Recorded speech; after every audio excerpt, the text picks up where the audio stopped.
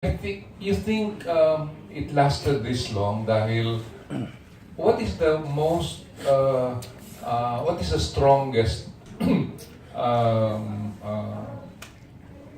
what is the factor that made it last this long? Was it music? Was it comedy? Was it acting? I think it's a combination of everything.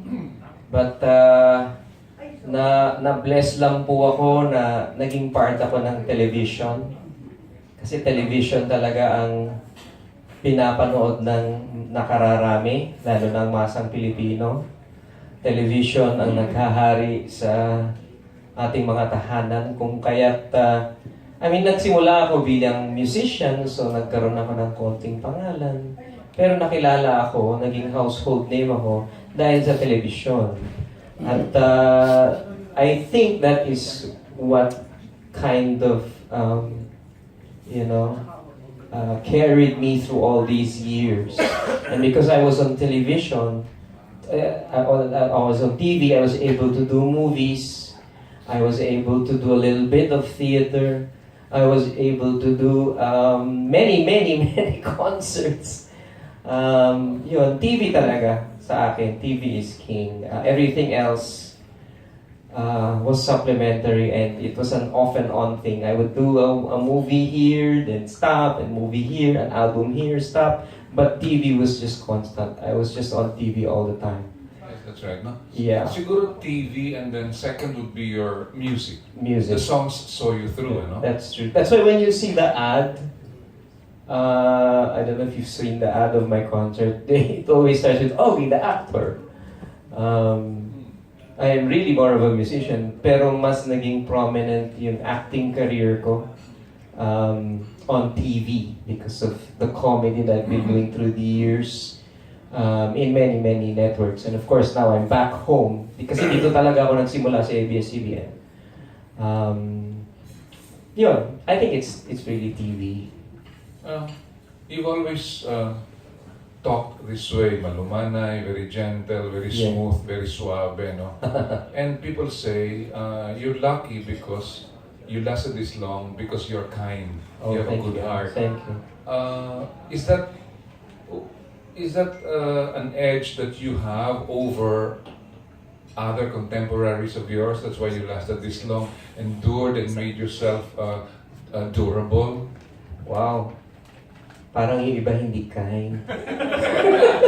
Kaya nga, we don't have to name names, but among your contemporaries, ikaw yung nag-endure at malaking pangalan hanggang ngayon. I think I'm just patient. Marami namang kind maraming mabait. But I never complain. I'm always early. Kahit anong pagawa sa akin gagawin ko. Ganun. Yun nga problema sa akin, lahat nilang ginagawa ko. No? So, I guess sa pakikisama ko sa lahat ng tao, mula sa mga direktor, producer, sa pelikula, sa musika, sa mga DJ, sa lahat ng yan, naging kaibigan ko sila dahil naging patient ako. Hindi naman ako nagreklamo. Yun lang siguro naging sikreto. Listening to you talk is like listening to my brother principal in Lasal. Oh. Ganyan magsalita ang mga Lasal brothers. Si Brother Victor, si Victor, ganun magsalita yun. Diba? You must have been influenced greatly by the way you were brought up in school.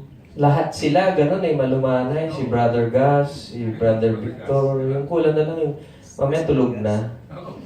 Kausap ko. Alam mo kasi yung tulog na. I'm never, ever excited.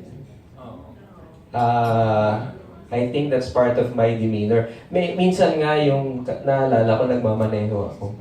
Pagkatapos yung katabi ko, kaklase ko. May Metro Manila, hindi nyo alam yung Metro Manila Ida. May Metro Manila, nagwawalis.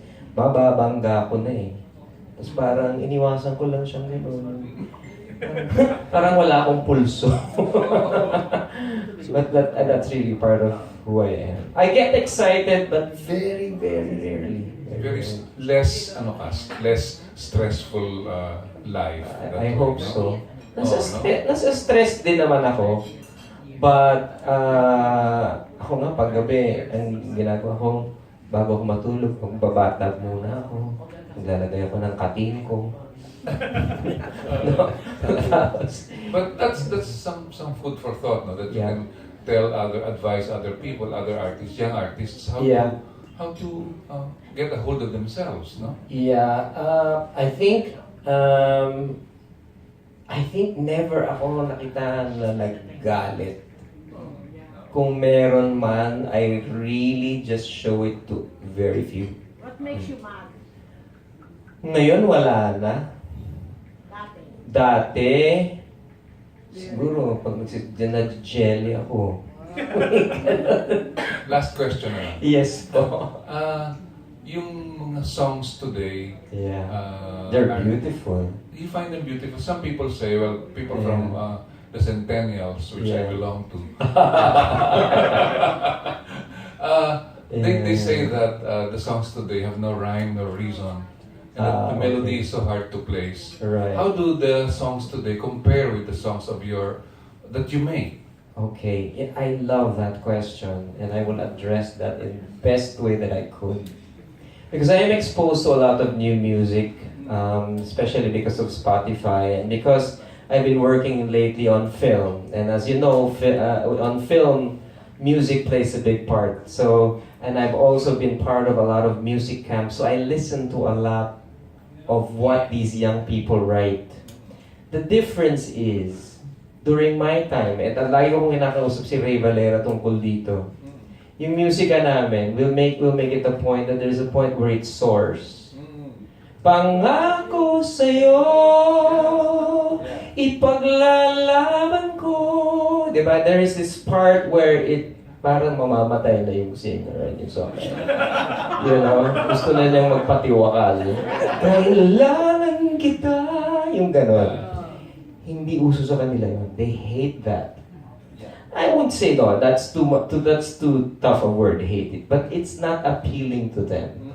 What they like is this constant, pwede bang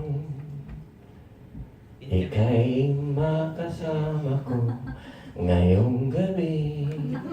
Ganun lang. You know, walang nagsusor. Parang monotonous, di ba?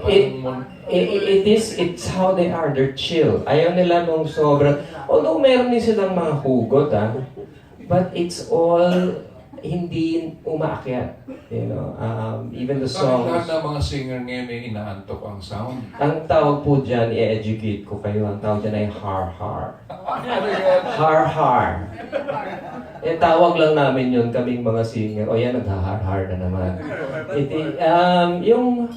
Ano ba yung kanta ni Moira, yung Pasensya na.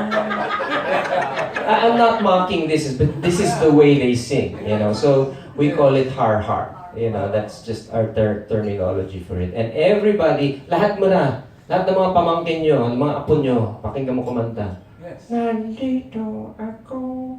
You know, it's all muffled, and that's just the way they sing. Then they have this, meron silang parang yodel, you know, na siguro idol na si Fred Galang, hindi ko alam. Fred Panopio. Fred Panopio pala. Sorry, wrong Fred. It's not a lazy singing. It's just the way they sing. And dahil na-expose ako dyan, nagugustuhan ko na. Like for example, Moira's lyrics, ang espada ng orasan. Diba? Paano mong lalabanan ng espada ng orasan? Unggara, no? Diba? Parang, there's poetry. It's just different. I guess in the same manner, no, nung kami naman bata, nakikinig kami sa mga buhat ng kita'y masilay. Hindi, medyo luma naman yun. Diba? Ganun lang yun. There is this evolution of melody and it speaks about, you know, how they are as a people.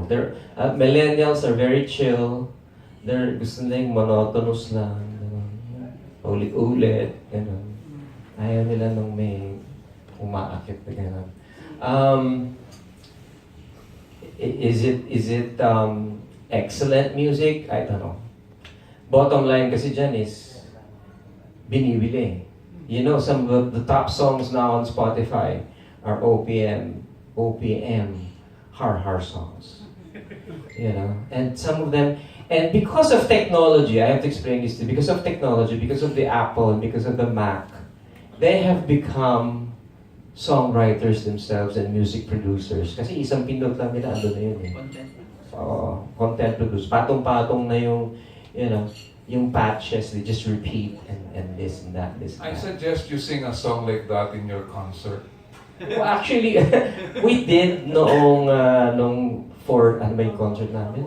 Pamor. We did, nagitara ako doon, and then, pinatay namin yung ilaw, we sang Tadhana yata, or I cannot remember which song. And it was one of the most applauded songs. Kasi dami millennials. And this is so funny. I noticed one time, siguro paborito ko nung magulang nung kinasal, na ay, kailangan si Ogie ang kumanta dun sa wedding. Ganun, ako pa yung nag-host, di ba? So, syempre, inanda ko yung mga baala ko.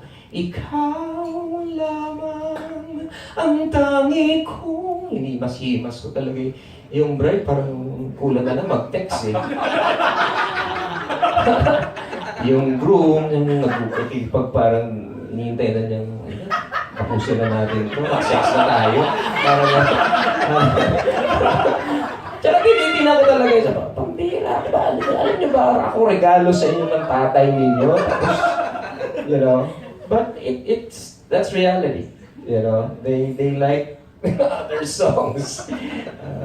Kaya minsan pag nakakarinig ako, ang ganda naman sir nung kanta ninyo, yung nandito ako. Sabi ko, yan, nakakatuwa pag may kabataan nakaka-appreciate. Salamat.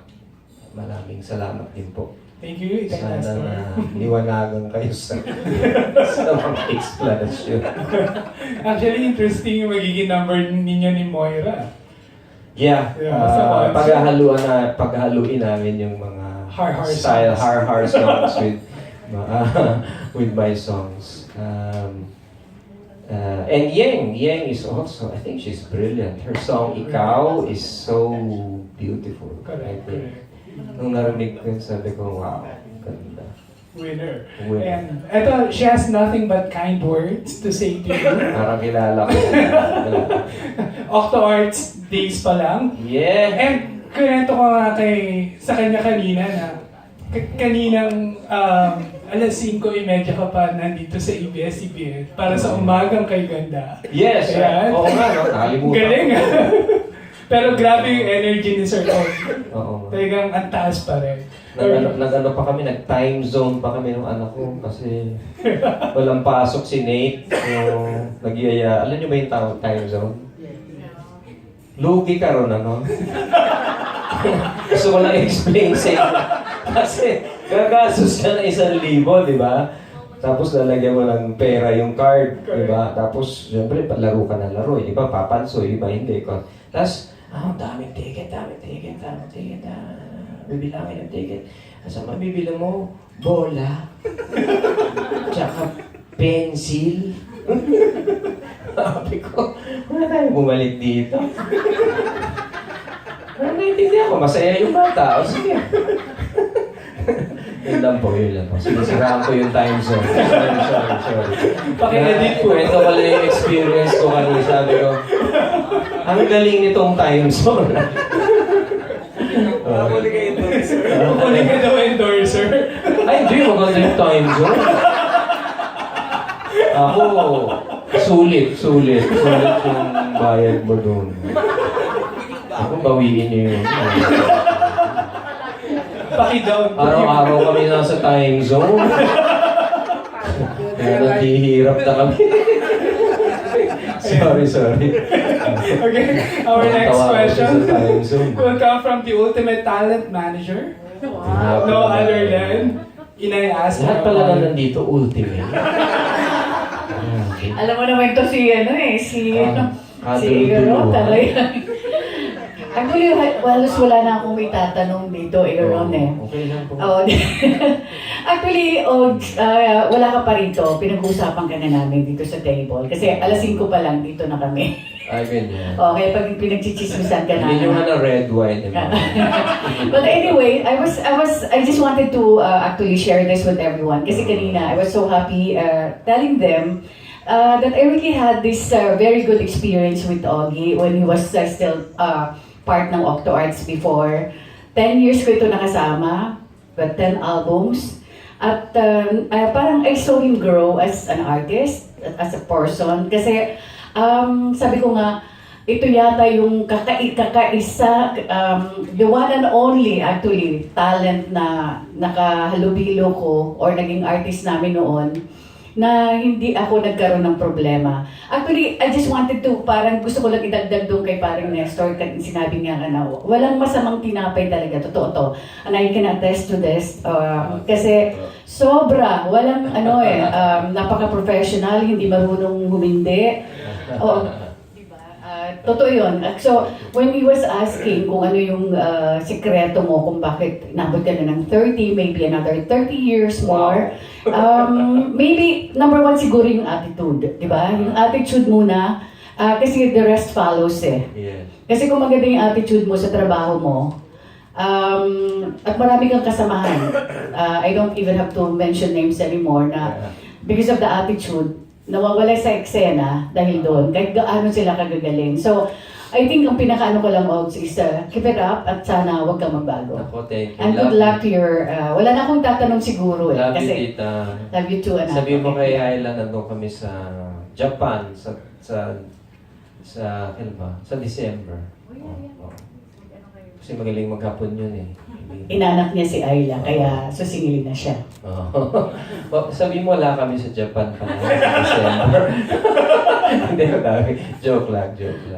Domo arigato gozaimasu. Domo arigato gozaimasu. Our next question will come from Arigatou. Millennial. Feeling millennials. Wala iba kundi si Jude Cartalaba. I would agree to that. Feeling wow. Heto na, Yes. musical na po is about to open this week. And you did a musical film based on Apple. Are you to be good? Yes. Yes. So, what sort of things would you want to expect from this musical? Which musical are you? Heto na, musical na po. It's based Talaga? on... This week? Akala ko kaka-launch lang nung Huling Albimo. Yeah, it's a different... A different? Is it the same story? No, it's a different story. different. So, wow. Nakaka-pressure. Now I'll tell you why nakaka-pressure. But, I'd love to hear all the big Apple songs, A1, Doobie Doobie Doo, what do you call this? Mahirap talagang magmahal. Ay, di ba na? Sorry, yung grupo pala yun. Panalangin. But I think, ang maganda kasi sa Apo, kung inyo pong susuriin, ang Apo kasi mga Atenista yan. The Ateneans are known for their English. But here is a group called the Apo Hiking Society na nagsulat ng mostly Tagalog songs. Except for There I Was, an empty piece of a shell. Except for that siguro. But nakakatuwa, di ba, na ang isang eskwelahan tulad Ateneo nakaproduce ng isang Apo. And nakakatuwa dahil magandang maipakilala ulit yung music na yan, lalong-lalo na sa kabataan. Kasi hindi, siguro alam nilang kantang ng Apo yung nakapagtataka siguro. Kasi minsan kinakanta ng mga banda yan eh. But yun, pumapatak ang ulan. Wow, I'd be so interested to watch that. The reason why I said nakaka-pressure because next year, I'm also in the process of writing my own musical and wow, yes, good news! Good news, and we're doing it here sa ABS-CBN and we'll be doing it. Hopefully matapos namin yung pagsusulat by next year. Wow, exciting. And ang hirap hirap kasi nung inaaral namin, a lot of the musicals pala that were done in the States, it took them minimum 3 years. Minimum 3 years. So, we did not, ayaw namin madaliin. We wanted a story na very contemporary, but at the same time, may konting kilig pa rin. So, yun, sana. Siyempre, lalo ng Apo, di ba? Yan yung hugot songs nung panahon namin. I wonder how it will translate, no? And tell that story to the younger people. But hooray, ang galing ng teatro. And I'm sure Huling El Bimbo was also doing very, very well. Right. Naiyak ka sa Huling El Bimbo. When you were in UP, you were already singing. Galing mo paano mo alam na ako sa Of course, nabutan kita doon. Oh, no! Talaga? Naisip mo na ba na you would make it big in the singing in the music industry? Hindi eh. Kasi wala akong ganon, wala akong... At what point in your career na parang sinabi mo, eto na yung path? Ito na yung gusto kong gawin. That was clear to me that I wanted really to be an entertainer. But, to be at where I am right now, as you say, at the top of my game, ay hindi ko iniisip yun eh. Ang gusto ko lang, kumanta, gumawa ng kanta, gumawa ng concert. Tapos yung lahat ng sumama doon, yung paggawa ng pelikula, pagiging TV actor, parang sumama na lang, hindi ko inaasahan yun. And mabuti na lang at sa UP, nahasa kami, nag-aral din kami ng paggawa, pag-arte at pag-produce ng mga programa. So, yun, nagkasama-sama na. But I never envisioned. Alam mo, kami sa bahay nga, like ko sinasabi sa asawa ko na, ikaw naman ang superstar eh. Diba? Ako sex symbol lang. Ako songwriter. Yan lang ang trabaho mo. But, my wife will never agree to that. She will always say, ano ka ba? Ikaw nga ngayon, dami-dami mong programa sa ABS-CBN. Lagi ka nang nakikita sa TV. Sabi ko, sige, basta bahala ka. Basta ako, komportable ako dun sa position namin bilang mag-asawa. Actually, Monday to Sunday. Sir Ogie, diba? Minsan, pag wala ako sa showtime, kasi nagte-taping ako ng Home Sweet Home every Saturday. Tapos meron ka pang pelikula, yung Kuya West. Yes, sa Cinemalaya, which is next week na po yun, from August 4 to 12. And then eto na nga yung musical event of the year. Yes. One last, Yes. of all the characters you've portrayed, yung nagpapatawa ka, ano yung pinaka-memorable sa'yo? I think it's my Angelina character. Yung bata ako, no? Kasi pag-iisipin mo ngayon, isang middle-aged man na nagpo-portray ng isang bata, parang kabaliwan yun, di ba? Tapos ginawa ko yun. And now, I hear na maraming mga, sige, millennial na sila ngayon, no? But noong bata sila, pinapanood nila yung pelikulang yun paulit-ulit dahil dun sa kwento ni Yaya at ni Angelina. So yan yung role na hindi ko makakalimutan dahil ang unang-unang hirap gawin dahil lagi ako nakaluhod. Pangalawa, halos nawala yung boses ko kasi layo ginagawa yun. But it also is memorable because of my friendship with Bitoy. Yan, doon na-forge yung aming friendship. Thank you. You're welcome and thank you also. Thank you, Jude. May follow-up question lang si Manay Ethel. You were talking about the Apo. Yes, ma'am. In one interview I had with Jim Paredes, Yes, ma'am. sinabi niya na every song na kinakanta nila and which they wrote, Yes, may ma'am. story behind it. Yes. Ikaw, ganun din ba? Naku po, oo. Lahat po ng mga awiting ko, minsan pag inaawit ko, naalala ko kung sino yung involved doon. Tapos kung ano naganap. Yes po, all of my songs are not invented. They happened and they have a special place in my heart. Anong soldo lang kay Manhin? Oh, that's interesting. Although hindi ko naman siya naging girlfriend, but we wrote the song Pangako together. Pangako, hindi kita iiwan. Ito pa nakakatawa. Sinusulat namin yan noong revolusyon noong 19... muna. Not 1986. Nagkaroon ng kudeta noon eh. Must have been 88, 7. Yung nagkakagulo, hindi ka makatawid sa EDSA dahil may kudeta. So, nagtatawagan kami kasi we had to write a song for yung, alam mo yung uso noon yung eksena nagbabasaan kayo sa beach, di ba? Tatakbo ka, tapos ako naka-cycling shorts. So, kailangan namin gumawa ng kanta para doon sa eksena yun. Ito pa nakakatawa. Natapos na namin yung kanta, yung Pangako, hindi. Di ba, tita, kaya may dalawang version yun. May duet version yun, tsaka may solo version ko.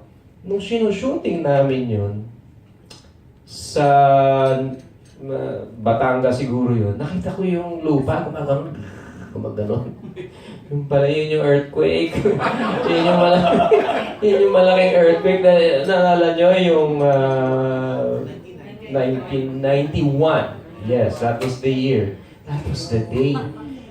Wala naman kaming mga tent noon, di ba? So, sa kotse lang ako nagbabay. Nabigla yung kotse ko, umuugang gano'n. Pala nag-earthquake na. So, yeah, that's why... That's one of them, Pangako. Mahal kita, walang iba. Hindi ko alam kung alam niyo yung kantang yun. Mahal kita, walang iba. Paniwalaan mo sana. Tapos, meron akong girlfriend noon na hayaan nyo na kung sino yun. Basta, hindi... Initials.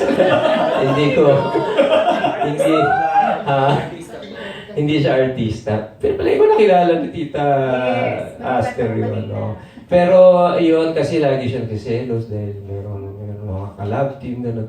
Hindi, ikaw lang talaga, gano'n. So yun, mahal kita lang. Meron akong, hindi ko alam kung nakakatawang kwento ito. I wrote a song for Regine called I Have to Say Goodbye. You know? Si Regine, I believe, was only 17 years old at that time. So I was just a songwriter nung time yun. So sinubmit ko yung kantang yun sa Prime 9 kay Ronnie Henares. Nagustuhan nila yung song. So sabi ko, sige, I'd like for Regine to sing it. But can I go to the recording and just talk to her, explain to her the song? Yung kantang yun, I Have to Say Goodbye, is kanta ko sa isang friend ko na fin-friend zone ako. Alam niyo yung friend zone? Yes. Di ba yung akala ko, wala, pero walay. Di ba? So kaya I have to say goodbye kasi ako na ma-hurt. Anyway, artista yun. Never ko sasabihin kung sino yun. Anyway, eto na. Sinulat ko yung kanta. In pain ako. Say goodbye ako na friend zone ako. Walay. So kinukwento ko kay Regine ko. Regine, alam ko, 17 ka pa lang. Ganito ang gusto kong interpretasyon mo dito, ha? Masakit na masakit dahil walang gusto sa'yo yung tao, ha? Ganun-ganun lang siya. Di nagre-recording na siya. Sabi, ulit-ulitin mo. Bigla na lang pumasok yung artista na binagagawa ko ng kanta. Basta. Ang tawag sa akin nun Ogie Bear. Ogie Bear tawag sa akin. Ogie Bear, what you doing here? Parang alam na namin yung accent. Na-record ko yung kanta, basta. Diba, grabe yun. Para sa kanya yung kanta, pero... Naku, hindi makakalabas yun, never. Ever. Anong clue? Wow, clue. Description? Wow. Wala kang feeling noon kay Regine. Wala. Pag sinasabi mo sa kanya ngayon, Kasi neneng-nene eh. Alam niyo ba, ito sasabihin ko sa'yo, nag-date kami niyan ni Regine. Siguro mga 20 na siya noon, or 19. Tinanong ko kay Mang Jerry, Mang Jerry, baka naman pwede kami mag-date ni Regine. Sige, basta uwi kayo ng ganitong oras. So, sige. So, may kasama pa siyang PA nun eh. Alam ka ba ni girl? Ha? Hindi, wala tapos na tayo doon. Naka-Regina ako, yung date namin, ano? Eto na. Baka magalit yung asawa ko. Pero sige, okay lang. Date kami. Sabi ko, ang pangalan ng restaurant, ako hindi ko maalala. Anyway, pizza restaurant yun eh. Sabi ko, sige, order ka na. Bigla may ipis na gumaganon sa menu. Tapos pinatay niya ng kamay niya, gano'n. Siyempre, nashock ako, di ba? Nasa lista, parang, oh my gosh. You killed the ipis. Oh my goodness. That's so gross. Ew. Sinila siya ng PA niya. Pinagalitan siya, bakit ko pinatay yung ipis? May malay ko, may ipis doon eh. Alam niyo naman niya. Diba? Naikwento ko lang. May initials lang, no? Wag na! Wag na po. Manay sa ibang Presscon po. Nagarigal. Hindi. Wala, hindi niya mahulaan kasi wala kaming connection whatsoever. Naging kaibigan ko lang yun. Nandito, balikan namin yung Minsan ako nag-illusyon. Sir Ogie, parang Yes, sa Octo yeah. Arts, no? Ay, Na-ask hindi. Hindi siya taga-ok. Okay, sa ibang Presscon na lang, June. Our next question will come from Alan Policarpio of the Philippine Daily Inquirer. Oo. Hello, sir. Hi, Alan. Balik lang po ako doon sa about Mahirap yung those- mga questions. Hindi. Political. Kailangan mag-isip ka. O sige. Balik lang po kasi dun sa musical na ginagawa niyo. Is it going to revolve around your music o iba? Yes, but I had to write new music kasi the characters involved, mahirap kasing, alam mo yung gagawa ka ng kwento based lang on the song. So we had to write the story first and then choose among my songs kung ano yung pwede. And then meron kailangan ng ganito, gano'n. So I had to write new material. So ayun. Ongoing naman yung aming pagsusulat at pag-consult sa isa't isa.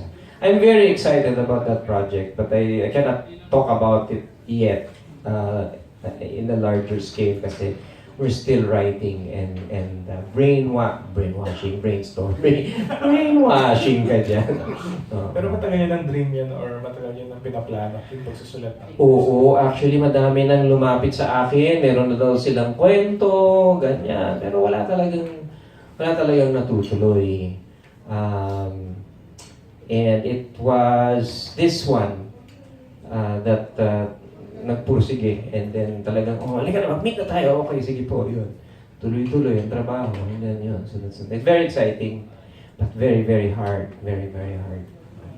Tapos after 30 years, how important po na you still find new things to do, new things to explore dito sa business natin? Not because pinilit ko. Talagang biyaya lang talaga. You know, God put me there in the proper place. Now I'm back here in ABS-CBN again and I'm learning new things. And I'm willing to learn kasi. So, ako na yun. I've never stopped being a student of this industry. So, yun ako. Sa concert naman po, how important is it na kasama niyo yung family niyo, sina Lila, Sarah? Well, 10 years ago, during my 2020 concert, si Lila at si Sarah ay nanood lang. Pero pinaakit ko si Lila sa entablado at kinanta ko yung I Will Be Here. You know? Yun yung time na umamin na kami ni Regine. Tapos si Michelle brought her fiancé na at that time. So it was a very, very emotional number kasi parang dami nag-iiyakan. But at the same time, it was also a period for us to show to everybody that we're okay. We're all okay here. Yan. And the title of the song is I Will Be Here. Sa Araneta po yun. That was 10 years ago. Oh my goodness. 2020 ang title noon. So, this year that they're, nadalaga na si Lila, now she's embarking on a recording career. And si Sarah is almost 16 years old. And si Nate is 7. Nakakatuwa, di ba? Na nadadagdagan kami. And I guess, wala na, time na nila eh. Time na nila. It's time for them to show what God has given them. And it's time for us to medyo relax na naman ng konti, di ba? So it's their time. It's their time. Thank you po. Thank you, Alan. Thank you, Alan. Madali yung tanong. Ito ang nagsi-celebrate ng kanyang 40 years sa showbiz. Bata pa lang ako, nababasa ko na yung byline niya. No other than Ricky Calderon. 40, 36 yan. I have to tell you a story about Ricky Calderon. Why he is also importante sa career ko. Kasi front act ko noon ni Dingdong Abansado. This was probably 1987. And he wrote a wonderful write-up about me. Front act lang ako noon. So hindi ko siya talaga kinalimutan. So, ayan. Andito First time ka namin napanood ito, perform. Correct. Ikaw yata yun at si Tony Coraza, kayong dalawa. Naalala ko. Anyway, doon sa lahat ng mga songs na nakompose ng Ogie, alin ang pinaka-special? Kailangan isa lang. Wow. Special. Siguro yung Kailangan Kita. Kasi that was a big movie. With Aga and Claudine. It was my first Stars Cinema theme song. You know. It's probably my best work. Sa akin, that's just me. You know. I also write inspirational songs. But kung inspirational songs ang tatanungin mo, there's one song that I like. It's called The Lord is My Savior. Kinakanta namin yun ng mag-asawa, which I will be singing also in the concert. So it's Kailangan Kita pagka-secular, pero The Lord is My Savior pagka-inspirational songs. What do you look forward to working with Paolo Valenciano sa director? Well, I've worked with him many, many times. I don't look forward to him calling me Tito all the time kasi, Tito, can you do this? Tito. Pero ako yung inuutusan. Alam mo yan. Paolo is brilliant. He's pasipag. He's madaling kausap. But he demands and gusto niya ganito. Meron siyang vision. And he really wanted to do this concert of mine. You know, so sabi ko, sige, gawin natin. Natutuwa ako na, and of course, dahil, syempre, ngayon si Paolo at the Valencianos, you know what happened to Gary, di ba? So, now they have this renewed strength in the family, and I'm sure ganadong-ganado yung magtrabaho. So, and I praise God, you know, Gary is well, and is, you know, very healthy. So, I'm sure Paolo is at peace with that. Amen. Amen. Our next question will come from Jessica Pagiwayan of Manila Bulletin Online. Hello. Hi sir, congratulations po for your 30th anniversary. Thank you very much. I just have 2 questions po. Sure. First is, Leila is now going into Yes. music industry. Yes. Ano po ba yung mga advice na binigay niyo sa kanya before and now she's into industry? Advice na binigay niyo sa kanya. What's the other question? And the second po is, paano niyo binabalance? Kasi sobrang busy niyo, everyday may show kayo. Paano niyo po binabalance yung pagiging isang celebrity and being father to your family?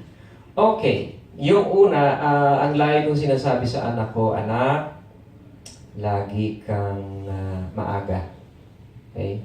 Pangalawa, anak, lagi kang po at opo. You always smile, never complain. At natutuwa naman ako kasi yun ang sinasabi ng mga tao dito, that they enjoy working with her, that she doesn't carry herself as she's an Alcasid or anything like that. No? Remain humble, that's always what I tell her. And work hard. You know? Paano ko nababalance? May araw kasi kami lang eh. which is usually on a Sunday. Sa service kami, sa church kami, nagkakain kami sa labas. And then every so often, kaming lahat, yung pinupuntahan namin yung Balisin, lagi kami nandun. Kami lang yun. So, pero every day, ayun, meron akong time, pupunta ako sa kwarto ng panganay ko. Kakausapin ko kung may issue sa mga boys o kung ano man, kailangan namin klaruhin yun. Hindi ko, or kung ano mang issue niya, kailangan pag-usapan namin. Kay Nate, ganun din. Si Nate kasi parang 45 na eh. And of course, with my wife. But I need to have more time with my wife. I really need to have more time. Naalala ko nung birthday niya, which was this April 22, binook ko yung Shangri-La Boracay months ahead, only to find out na April 26, which is the day that we are gonna leave the island. Masasara yung island. But, which was good, kasi we enjoyed it. We enjoyed the island, at kami lang yung nandun. And, masarap. I think we need more time like that. So, medyo pinagsasabihan na niya ako. Kasi nakikita niya na, ito, nagkasakit pa nga ako twice. Diba? And then sabi niya, hinay ka naman. Kasi, bukod sa nag-shooting ako, nagtitaping, meron pa kaming, we went to Hawaii, I had to go to Japan, and then, I had to visit my daughter sa Australia. Diba? Sabi, hindi ko alam na, may mga out of the country. Okay lang yung magbisita ka sa anak ko, pero kasi pahinga naman yun. So, yun. Medyo nakikinig na rin ako. So, Thank you po. yes. Fully booked. It is. Ganito pala rito sa ABS-CBN. Oo, kapagod. Pero masaya. Oh. Ito, kunento niya kanina na naabutan ka daw niya sa UP. No other than Mami Jo Bonso. Hindi naabutan kita nung pumapasok ka sa college namin. Tapos nagkakagulo sa edu. Oo, hindi ko matandaan bakit ka nandun. Kasi alam ko, dun ka nga sa Sa Mascom. Oo. Siguro, kasi minsan naiimbitahan akong kumanta or maging part ng project nung kumalan.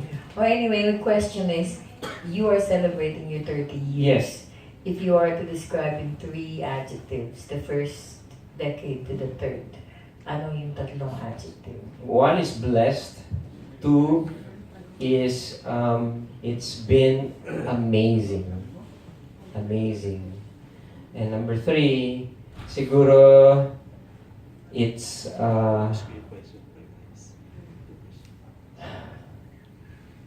parang, hindi ko ma-explain, parang wala pang 30 eh, di ba? It's fast. It was fast. It just went by. So, hindi mo nararamdaman na pang 38 na pala? Hindi. Yun yung pinaka-end ng decade namin. Hindi. Sabi ko nga sa asawa ko, you know what's funny? I think our brain really never gets old. I totally agree. Diba? Our brain never, except for the fact that sometimes we forget things, except for that. But our brain never thinks we're old until our bodies, wala pa kayo siguro 40, but, you know, it's feeling other things. Diba? May mga, aray ko, yung mga ganyan, you know, when I play basketball, aray ko, so, the body responds so differently from the brain. So, in my mind, parang kaka-start ko pa lang talaga eh. Tsaka, in your 30 years, what genre of music are you not aware of na you would still like to explore? Yung, kumbaga, underground, yung mga, ano yung mga kanta na medyo, ay, parang hindi ko pa na nagigets to. Tapos you ask and consulted other musicians paano ko ma-appreciate to, yung ganyan. Kasi you're one icon everyone looks up to. Wow, thank you. I love country music. Okay? Maraming hindi naiintindihan yung music. Maraming nababaduyan sa country music. But country music is something that is close to my heart because that's how we are as Filipinos. We're very emotional. And if you listen to a lot of country music, it's about that. It's about simple love. It's about. I would love to get into that. I haven't really done a lot of English songwriting, which I want to. Lagi na lang Tagalog ang ginagawa ko. But I do write in English. As far as genre is concerned, ayoko masyadong mag-experiment doon kasi may mga genre talagang hindi ako bagay. Hindi, I wasn't made for that. So, but more of the vernacular. I really want to write more in English and try it out.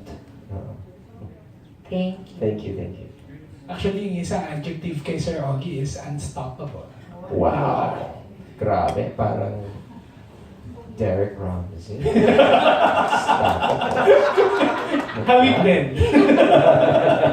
And we are down to our last 3 questions. Yes. Ito, yung speaking of age, ito, nakakaramdam na siya nun. Wala iba kundi si Alan Sangko. Alam mo, ang ganda ng intro sa'yo. Ang gaganda ng intro sa akin, hindi. So, Hindi na kaya ako nakakaramdam na siya ng age niya.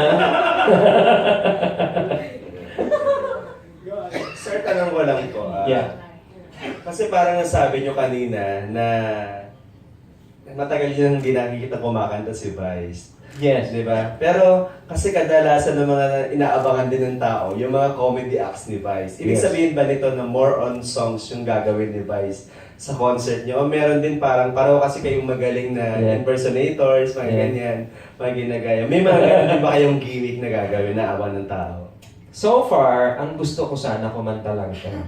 But sabi mo nga, so kailangan ko pa siyang kausapin kasi gusto kong maging spontaneous yung gawin namin. No? So, malamang magkakaroon ng konting comedy yan. But, mas gusto kong, kasi ang ganda ng boses ni Vice eh. At napapansin mo, when he does GGV, lagi siyang, kantahin nga natin to. And, yun, gusto kong marinig yung boses niya eh. So, Napanood ko nga po yung back-to-back line niya. Kagabi sa YouTube. Tapos, parang kagabi, ginulat niyo yung mga tao ni Jano, ano pala kayo, lips to lips pala kayo dalawa. pero walang tang, hindi na namin kaya yun. Pero parang hindi ba kayo na misinterpret ng ibang mga friends nyo, nung mga pinata pa kayo na hindi kayo na-identify na ganun because you do that thing? Hindi naman namin laging ginagawa yun. Pagka natatanong lang. I think, hindi ko alam, wala kasi kami pakialam sa mga ganon. Parang, I think we're both very confident about our sexuality that when we kiss each other like that, it just means we love each other. Wala lang yun. Merong mga lalaki, oh my God, for years, But I used to kiss my dad, di ba? So wala naman yun. Mahal lang namin ang isa't isa. Marami na kami masyadong pinagdaanan ni Jana na to care about those things. Tapos nabitin lang rin po yung tanong ni Vice kagabi. Ano ba yun? Na kung saan, bakit hindi natuloy na naging kayo ni Manilyn? Na kung saan nakagawa ka naman ng kanta, di ba? Kasi marami ring fan nyo, di ba? Marami kayong fans together before. Na bakit hindi natuloy? Ano yung naging dahilan nung... Alam mo, nung time na yon parang sila na ni Aljon eh. Medyo palihim na naging sila na. So I was really close to her. And may girlfriend din ako nun. I had a non-showbiz girlfriend. Kinukwento ko rin sa kanya. Magbarkada lang talaga kami ni Manek. Tapos kinukwento niya lagi sa akin si Angel nun. Naalala ko nun, nagpunta kaming Europe eh. May concert kami back to back. Tapos kailangan niya tawagan si Angel. May nahanap akong telephone booth na yung nagalay ka lang ng tapos kahit forever ka na nun sa telephone. Yung mga ganon. Hindi talaga. Wala kaming ganon. We were just friends. Ano na lang ba, last na lang po. Kasi you are 30 years na sa industry. Yes. kung meron pong 5 kayong highlights of your career na kung may consider niyo pong precious on your part, ano po yung 5 po na yun? Number 1, siguro yung unang concert ko, which was at the Meralco Theater, 1989 yata yun, entitled Nandito Ako. Number 2 was my first Araneta concert. That was in 2002, after 15 years. My first concert was after 14 years. That was entitled OA sa Hits. My guests were Side A, Freestyle, and Regine. Number 3. Sa akin yung naging part ako ng Miss Universe here in ABS-CBN. I remember, kinakausap ako ni Tita Cory at saka ni Ma'am Charo yata parang, gawin mo to kasi nakikita ka sa buong mundo. Naalala ko yun And of course, doon ko na-meet si Michelle, no? At nagkaroon kami ng 2 anak. After we got married, of course. Number 4, Bubblegum. I think Bubblegum is part of my life na hindi na mabubura. My partnership with Bitoy. And then my very first TV show, which was Small Brothers with Jam Gibbs. Yun yung mga highlights sa akin. Sana madami pa, pero yun yung 5 lang. Natun na po. Congratulations. Thank you. Good luck. We're excited to watch your... Please come. Thank you po. Ay, si Tita. Last question po kayo, Manay. Ito, ang susunod na magtatanong ay confident sa kanyang sexuality, no other than Michael Almasen of Big's Buzz. You know, I'm so happy you're confident about your sexuality. Kasi maraming hindi Diba? Almasen. Ano ba yan ang tawag sa akin? Because merong one time na ang tawag sa akin, Ogie Alcasid. Kasi siguro hindi niya nabasa na Ogie Alcasid. Siguro nabasa niya, Ogie Alcasid. So, anyway. Anyways po, about sa musical, since sinusulat niyo na po siya ngayon, do you have any actors in mind na gusto niyong, na iniisip na habang yung sinusulat yung musical? There are a few, but yung bida ka mo? Yes po. Ako? Ano ba? Bakit iba pa? Actually, nagulat din ako kasi when I was working with the writer, I won't tell you first who it is, and the director. Hindi ko alam na yun din, ako rin pala yung gusto niya. But when I was writing it, I had a middle-aged person in mind. So, I guess, ako na yun. At sa may mga art singers pa po ba kayo na gusto nyong sulatan ng gawa ng kanta? Parang yes, actually, I've never written a song for Lea Salonga. Na siguro feeling ko pwede ko pa siyang sulatan kasi kaedad ko naman siya. Kabatch, you know. I cannot write anymore for young people because iiba yung kanilang sentiment. So, hindi ko maiimbento yung nararamdaman ng mga bagets ngayon. Yes, she's one of the artists. I would love for her to do an all Ogie album. Maybe some of my best songs she can do it with the orchestra. Why not? I love to. Until na parang sinesearch ko sa YouTube yung mga eksena niya sa Bubblegum. Yes. Kasi daw super nakakatawa. Sa tingin niyo po ba yung comedy ngayon ay nagbago na? Itong yung panglasa po ng Pinoy when it comes to comedy, nagbago na po ba? And how do you react on that? Are you talking about film or on TV? Okay. Andyan pa naman ang Bubblegum. So, dahil wala na ako doon, medyo nag-iba yung dynamic nila. I'm sure pinapanood pa rin sila. I believe that comedy has evolved into something more... Para ang mga tao ngayon, mas gusto nila hindi masyadong bastos. That's just my opinion, ha? Parang pag masyado ng bastos, parang... minsan nga pag pinapanood ko yung mga dati kong ginagawa, ginawa ko ba yan? Alam mo yun? Pero tawang-tawa ako doon. But now I think it's not palatable anymore to be too raunchy. I don't know what the word is. Rude or medyo bastos ng konti. Mas maganda yung may konting intellect, no?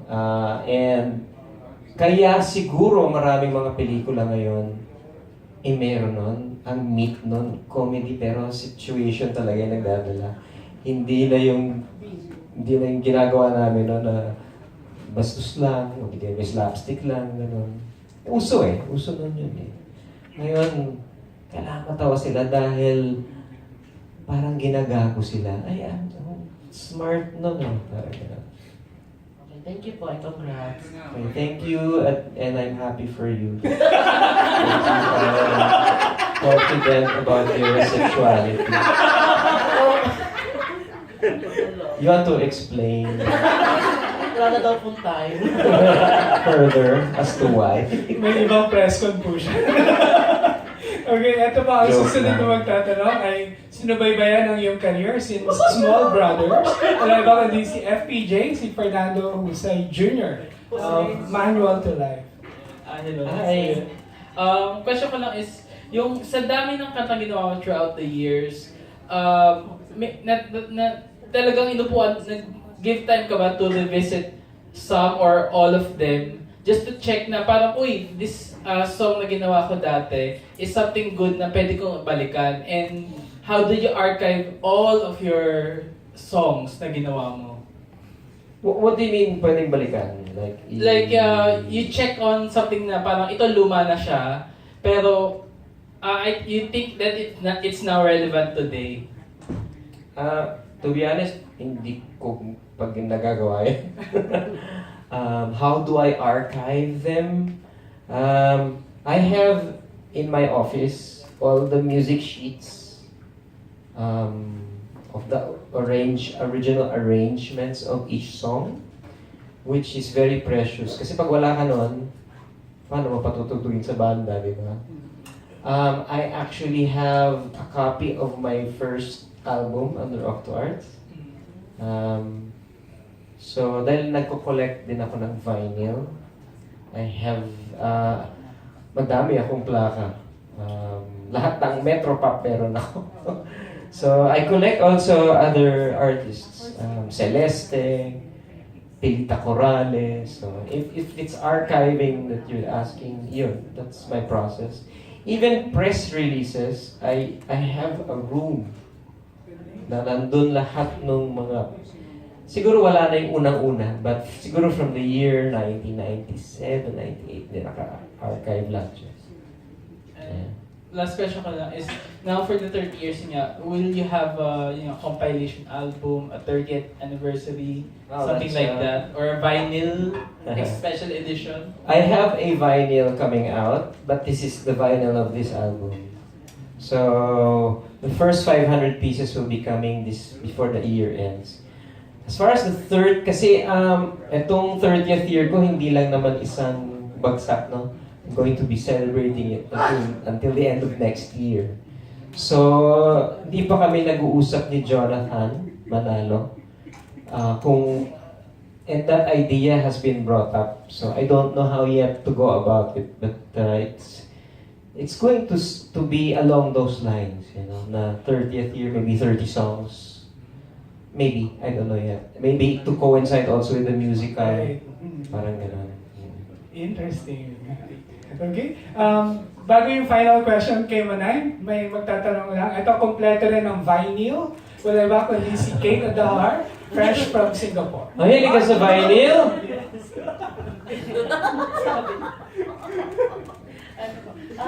Curious lang, since Lila is already in showbiz, are Sarah and Nate also expressing interest in entering the business? Si Nate, sigurado ako oo. Kasi, nakakatawa kausap yun. Parang, are they fixing my contract already? Ganun magsalita yun eh. Sa GMA daw, may contract daw siya. Dahil may commercial din siya, di ba? Yeah, I think they're going to extend it. Very enterprising. Sarah actually has a beautiful voice. Talaga Ang ganda ng boses niya. Kaya lang mahihain talaga. I don't know yet. Michelle and I talk about it, but I don't know. Hindi namin, kasi ayaw namin of force sa mga anak namin. Like si Lila, actually nagulat na lang ako na one day, sinabi na lang niya sa amin na gusto niya umuwi. Diba? And now, like kaninang lunch, sabi sa akin, Dad, I have 7 new songs. Talaga? Kailan mo sinulat yan? Kagabi? Yung parang incredible. Like these new songs that you watch out, the songs sound so good. So har. No, but it's so good. It's so good. Hindi siya har. It's so... Ang galing. Namamangha ako. Ayoko lang sabihin din masyado kung... ayokong lumaki ulo niya, but she's so good. So, she has it. She has the talent for writing songs. Si Sarah ganun din. So... I don't know about Sarah yet. Do you train them or do you give feedback on their performances? Yes. Their songwriting sometimes, but more on how they sing. Si Lila is still learning. So she's really more of a songwriter. So her singing slowly being developed. So sinasalang ko na siya, like nung nag-concert ako sa Davao, ginest ko siya. And I was very happy, Ganda ng tone niya. Parang hurado, di ba? Very good. Tantuwa ako sa kanya. Tapos yung kanyang confidence, unti-unting na develop. Yung isa ay yung bunso. Naku, kahit anong gawin mo. Last, kayo pa ni Mr. Jim, do you give feedback to each other? Yes. Although siya kasi, sinasabi ko, alam mo, medyo OA ka sa kilala mo ba kung sino ako? Sabihin niya. Oo nga, alam ko ikaw si Songbird, pero OA, ganun. So, we criticize each other, but we always listen naman to each other. Pero pareho kaming fans ng isa't isa pagdating sa ganyan. Thank you po. Thank you. And now for the killer question. Siyempre, Grabe naman yung yan killer question. sa birthday girl na si Manay Ethel. May una kong suggestion muna. Yes, tita. Una, why not write a book? Tapos may yeah. yung for every song, kung paano mo na the story behind it. Oh no! Yes. Ngayon, another question. Yes. Kasi until this time, hindi pa makapag-decide si Nestor whether to run for mayor of Rosario in May. Ngayon, ikaw, wala ka bang balak? No. Oh, no. And why? I don't want to be a politician. It's not Why? Akalain mo, ikaw mismo ang kakanta pag tuwing may Oo meeting. nga, Feeling ko hindi ako mananalo. Ay, I will be your campaign manager. I don't have the patience for it. Alam mo, minsan pag tinitingnan ko yung mga kaibigan kong politiko na halos di na umuwi kasi punta sa patay, nagpunta sa ganyan, So uwi sila, wala na silang pera. Parang, bakit ka tumakbo? Tapos parang, laki-laki na nila. Wala na silang buhok. Ayoko maging ganyan. It's really not in me. I've been asked so many times to run in Batangas, but hindi ko talaga gusto. Tutulong na lang ako, di ba? Si Nestor, gusto mo maging mayor? Kasi kaya kinukonvince kita, Batangas needs another Ralph Recto and Vilma Santos. Well, I think medyo mateteknical din ako sa residency kasi hindi taga Quezon City talaga ako eh. Although, we hail from... Hindi senador na lang. Yeah. Talagang gano'n lang eh. Di senador na lang. Hindi ko kaya. Huwag ka maniwala ha. Running joke lang namin ni Ethel yun. Tita, ayoko talaga. Kasi gusto ko yung ganito nang nakikipag-usap sa inyo. Kumakanta. Makipag-debate ka dun sa hirap. Hindi ko kaya. Hindi ko hilig. No? And for my final. Yes. Gusto kong I wish na magkaroon ka pa ng another 30 years. Oh, thank you. Maski wala na kami dito. Oh. Hindi, nandiyan pa kayo dito, mga ano pa lang kayo noon, mga 92. 30 years! Oh my gosh, I will be 80. Ano na ba ako noon? Kasi 50 na ako, 51. May tanong ko sa'yo, Yes po. what do you think is the secret at hanggang ngayon ang maalaala mo kaya is still being sung? Is being sung. By song.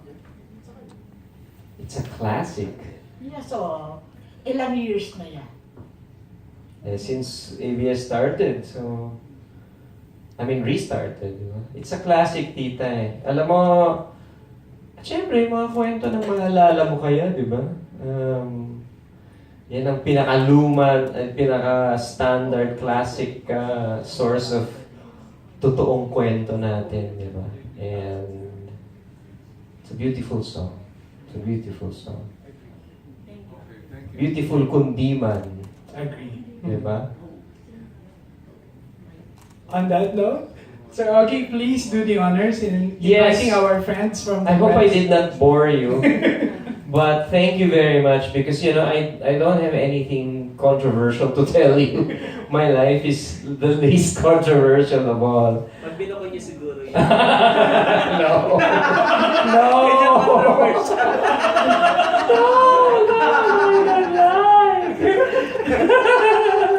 But thank you so much for coming tonight. I really need your help to promote my concert. Our tickets are doing quite well, but there are many concerts that are coming, and it would be nice to have a full house on that night. So I would like to ask for your help. Thank you for coming tonight. Don't forget, August 24th at the Araneta Coliseum is my 30th year anniversary concert with the ABS-CBN Philharmonic Orchestra. This is directed by Paolo Valenciano. My musical director is Gerard Salonga. And don't forget, my guests, Vice Ganda, Regine Velasquez, Lila, Sarah, and Nate Alcasid, Michael V, Jano Gibbs, Yen Constantino, Moira, Bansot-Me, and Ray Valera. Maraming salamat. Love you. God bless.